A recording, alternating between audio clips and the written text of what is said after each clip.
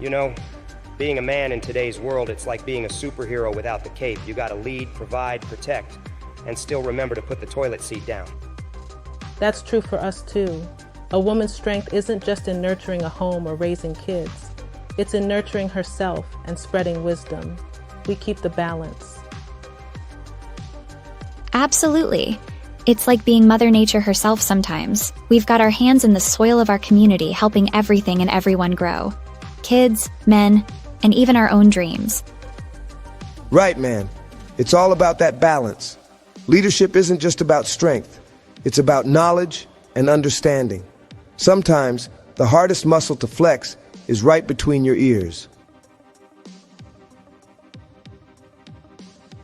Hey, look who decided to grace us with their presence. Vet, they heard Angela was giving out free wisdom and rushed over.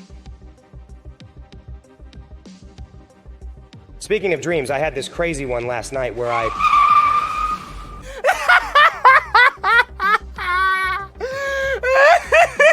You know it, I charge by the hour, but for y'all, today's special, free.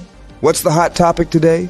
Last week's debate about Yeshua being black or white nearly tore us apart. What makes real men and women in our community?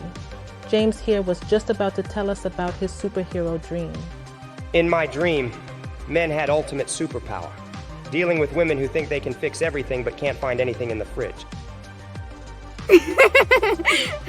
Dee and Chris is on their way. They should be pulling up. They were right behind us. When they get here, we can head down to the ancient Egyptian bookstore.